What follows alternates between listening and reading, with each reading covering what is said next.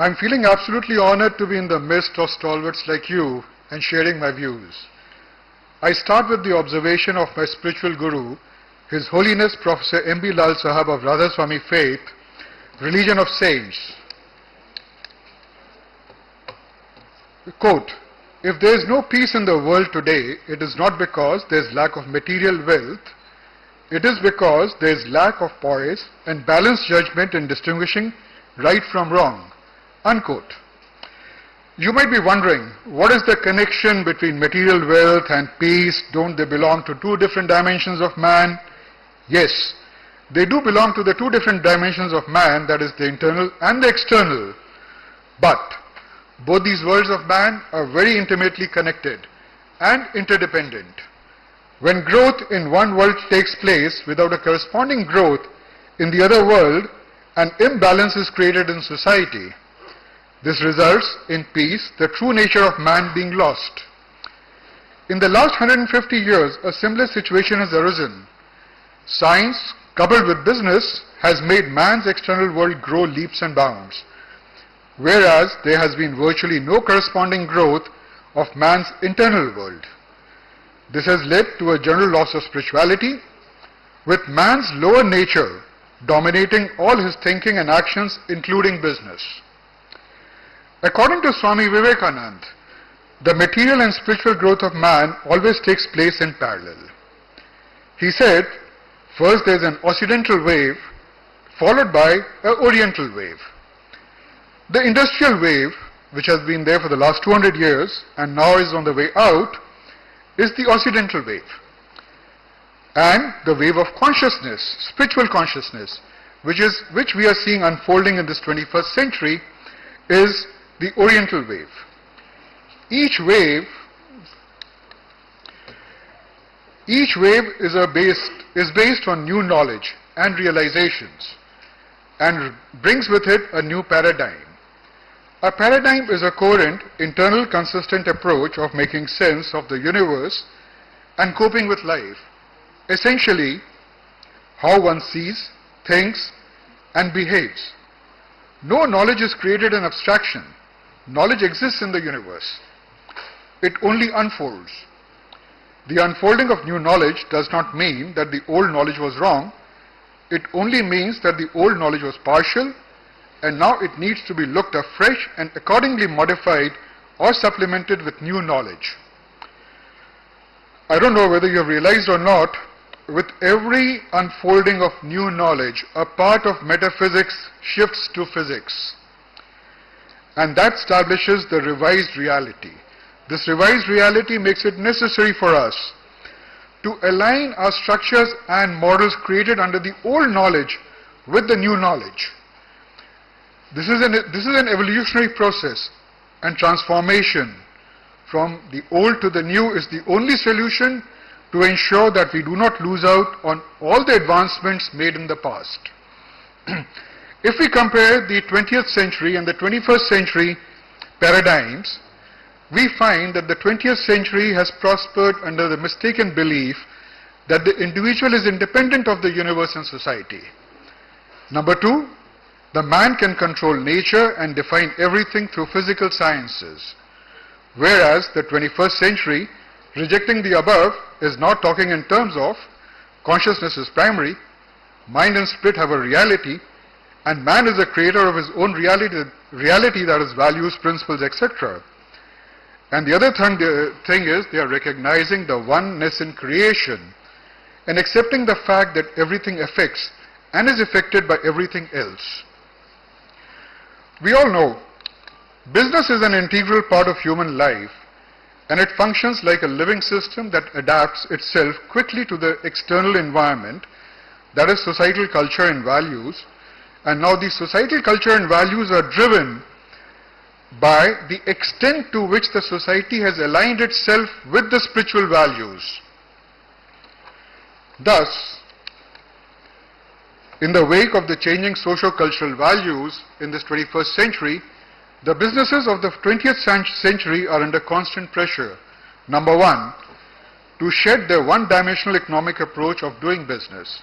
Number two, to strike a balance between the economic objective and the social objectives of the business.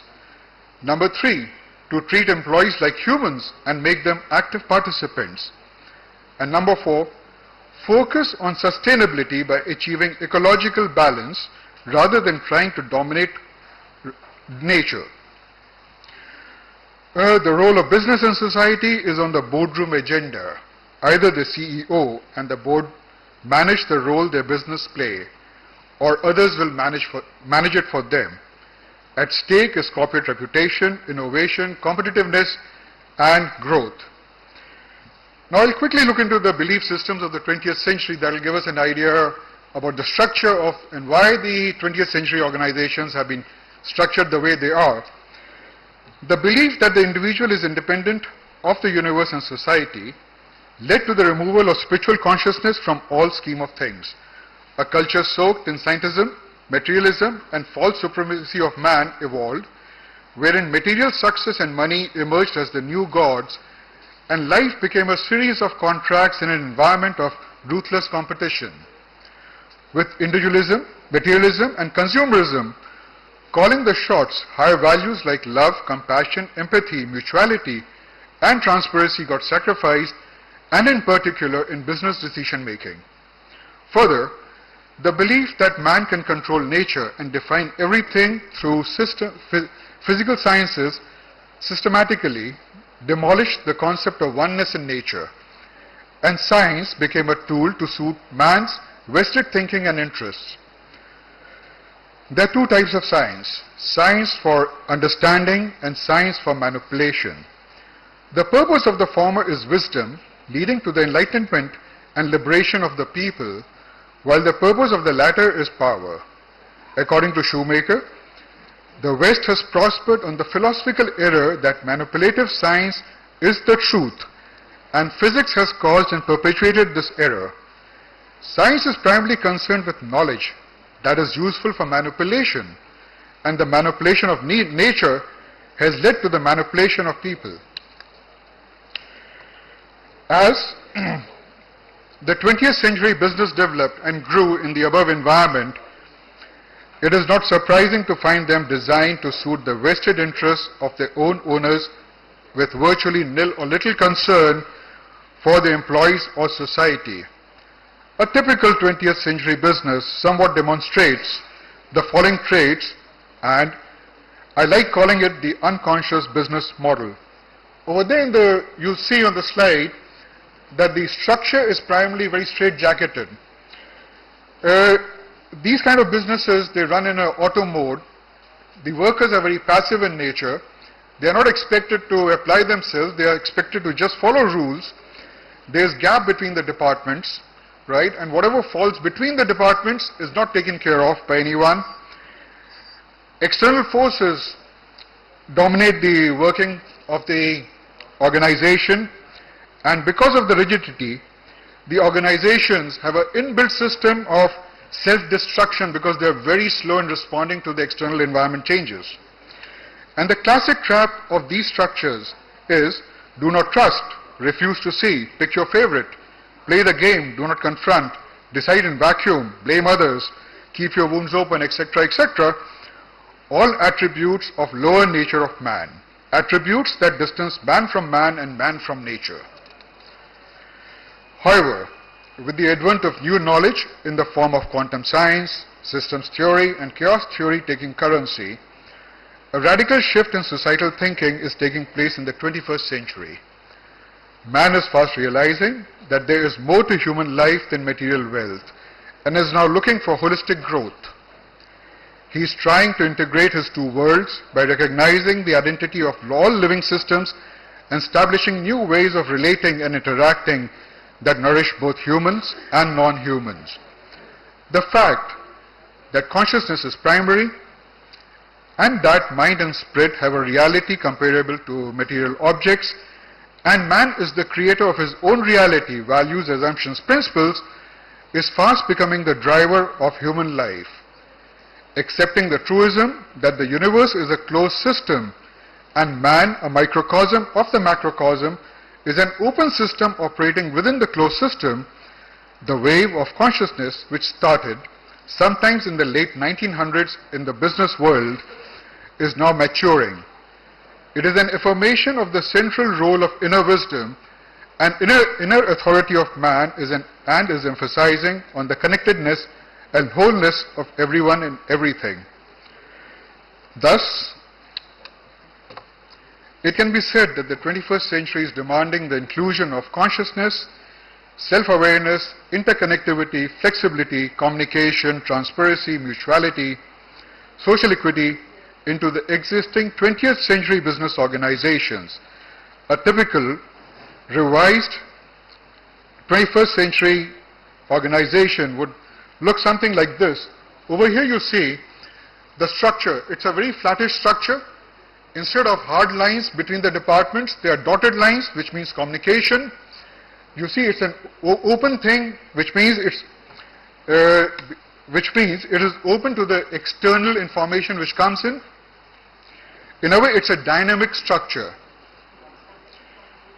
Now, if I compare both these structures, the 20th century and the 21st century, the fundamental difference which I find is that in the 20th century structures, the consciousness was excluded from all scheme of things. In the 21st century structures, consciousness has been included. And that makes the entire difference. The factors which I just said, like transparency, mutuality, communication, response, etc., etc., they are in fact resultants of consciousness in action. Apparently, it may seem that for businesses to survive in the 21st century, it would be sufficient if they become employee sensitive, undertake CSR activities, but practice workplace spirituality, follow triple profit policies, make corporate governance statements, etc. Yes, these are very important steps, but not sufficient to meet the requirements of the 21st century. What is needed is a strategy to bring about holistic, sustainable transformation. Transformation is a fundamental shift from one paradigm to another. Thus, the strategy needs to essentially affect all members of the organization in such a manner that they see, think and behave in unison. Otherwise, the change initiative would be rather superficial and short-lived. In the instant case of transformation, it is not simply an exchange of one paradigm for another. It is a shift from an old, inflexible, difunctional model to a new, more flexible and adaptive model. And the success of this transformation would rest on three things: the ability to change the thinking behind the thinking, the ability to make people realize or enable them to appreciating the shortcomings of the outgoing paradigm and how the new paradigm will improve life, and lastly, providing a comprehensive approach that would enable transformed organizations and its members to survive and thrive as a collective enterprise over an extended period of time. The transformational challenge being faced by the business world today is not economic in nature, nor is it managerial in nature. It is philosophical in nature. Hence, a philosophical solution that can be translated in real life action is needed.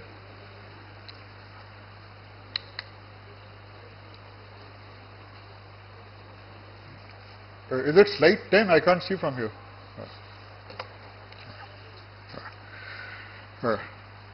Let us look whether the Indian philosophy, which is the oldest living tradition with a definite ethical doctrine, derived from its metaphysics, giving it the capacity to improve life, the core test of any philosophical system, has the potential to pass the three tests about which I just spoke.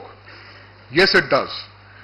Its scientific expositions about oneness in creation, consciousness awakening, and the art of righteous living creates a comprehensive package for the global business community to think, realize, apply, and practice. Test 1. Any philosophy or tradition that cannot withstand the rigors of scientific investigation cannot change the thinking behind the thinking of modern man. The entire Indian wisdom has developed on the basis of scientific investigations of the creation and experiences of its various dimensions, comprising of Paravidya, that is knowledge of the beyond, and Aparavidya, knowledge of the physical plane. It integrates both the dimensions of man and connects him with the ultimate. Some may argue that subjectivity has no place in science, and Indian wisdom gives explicit importance to subjectivity. This assertion against Indian wisdom is misconceived, because science, which is basically a process of investigation, has never rejected subjectivity. It is only the science which has developed around the physical laws that rejects subjectivity. Interestingly, recent systematic studies into the science of consciousness have confirmed that there is no disparity between physical science and spiritual science. The latter is an extension of the former to the realms of historic metaphysical science of consciousness. Further, with spiritual leaders like Professor Sasangi of Raswami Faith, Dalai Lama, and many of you sitting over here, who are constantly encouraging scientific investigations in the realms of Eastern philosophy, the acceptability of Indian philosophy as a path changer is increasing every day. Further, for the convenience of understanding of the scientific community, Professor Sasangi, the doyen of the systems movement in India and spiritual leader of Raswami Faith, using the physical systems theory, has explained the concept of oneness in creation. Over there you'll see it shows the three dimensions, the spirit dimension, the mental dimension, and the physical dimension of the creation. The circles, the lines with arrows show how the spirit force moves from top to down and backwards. In between is a man. In the similar fashion, he has given out how man functions. Man, who is a microcosm of the macrocosm, functions as a system. Thus, the sum total is that the Indian wisdom today, speaking the modern scientific language of the West, has all the potential to bring about a perceptual change in the worldview that has changed the thinking behind the thinking. I will move ahead. I will not focus on these slides. Now, coming to, as regards the test 2 and 3, the concept of conscious living in the Indian wisdom is a comprehensive approach which ensures the survival and growth of individuals and collectively as society. It is the external driver of consciousness awakening, mindfulness, and it is designed to help man in suffusing his lower qualities with higher qualities through internal discipline known as dharma or ethical sense. This dharma is inseparable from any ordered human society. Dharma promotes poise and balanced judgment in distinguishing the right from the wrong, in the bereft of which man becomes reduced to a beast.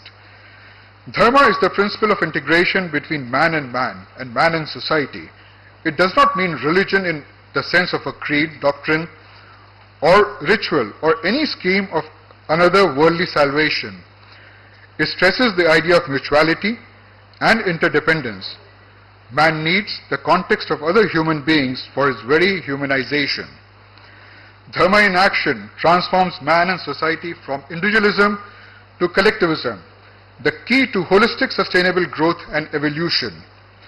Cutting across traditions, it has universal application and is the driver of all human endeavors, including business.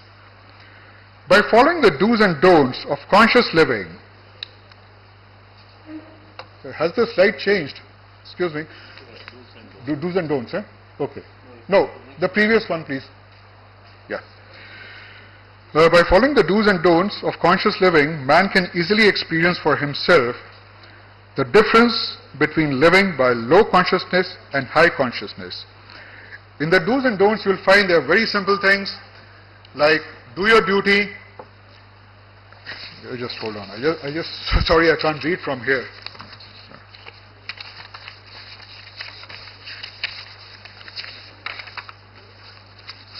And recognize man as man. Nothing human is alien. Do not isolate yourself from the life of the whole. Life is a trust for humanity. Satisfaction of personal desires is secondary. Do your best to make your small corner beautiful, efficient. lead a life governed by the principles of Dharma is leading a life where the principles of Dharma is not leading a life of zero desire, but a life of regulated desire. And the most important, anger, krodh, greed, lobh, attachment, moh, pride, ahankar, and jealousy, matsya, the 6 human weaknesses. Otherwise, the divine in you will be pushed back, will be pushed back by the beast in you. Since business is an integral part of human life, a social arrangement to create and share wealth, the do's and don'ts of moral and rational living are equally applicable to business situations. So far I've been talking of concepts, I've been talking of theory, I've been talking of philosophy. Any philosophy which cannot be translated into a workable model which improves human life has got very little value and meaning. And now, applying the do's and don'ts of conscious living and the mechanics of creating an environment for awakening of individual and group consciousness, that is mindfulness, now I present the business transformational model.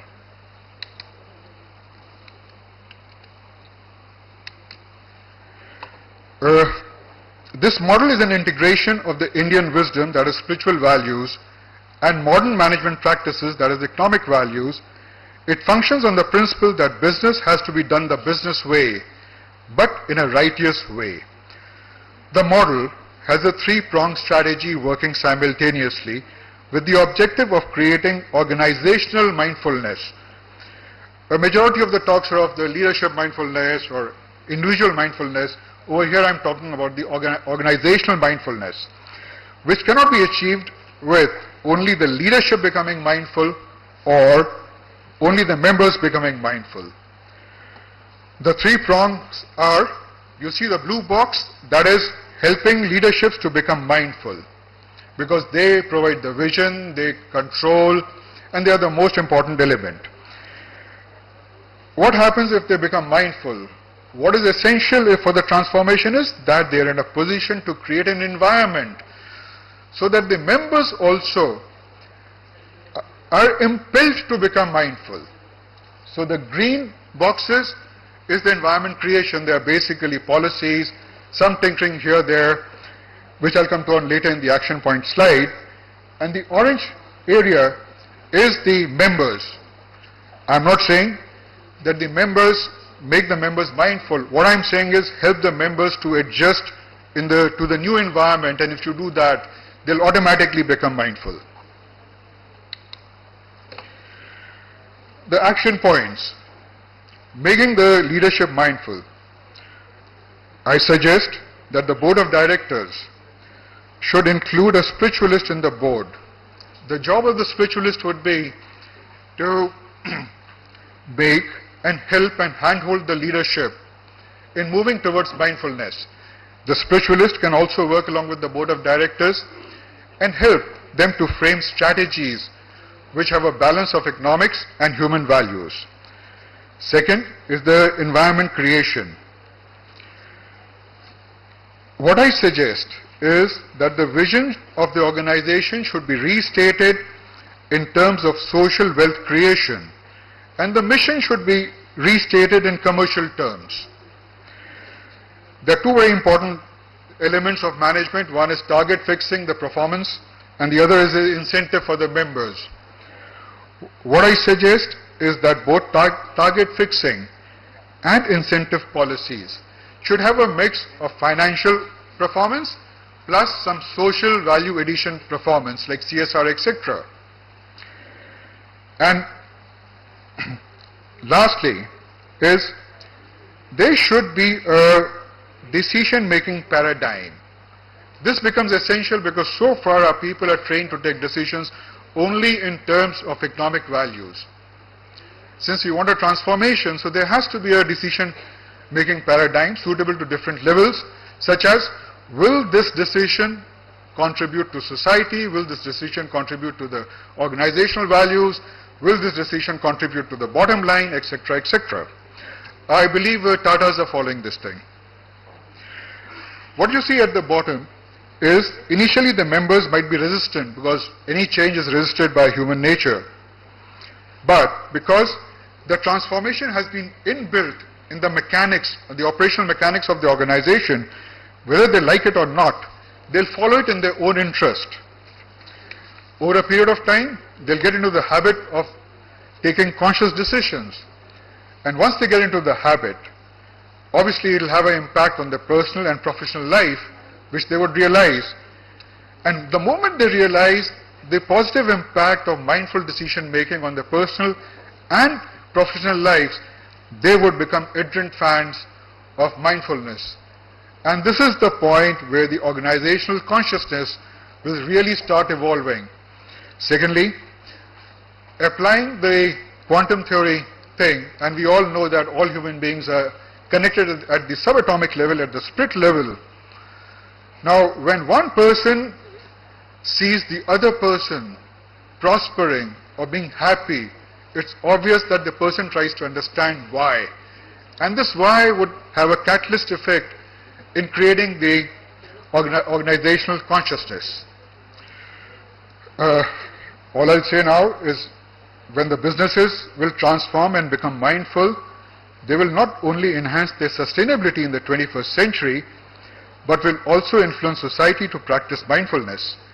As to follow the successful is a natural instinct of man, and today every second person idealizes and wants to be a Bill Gates, Lakshmi Mittal, Ratan Tata or Steve Jobs. Thank you.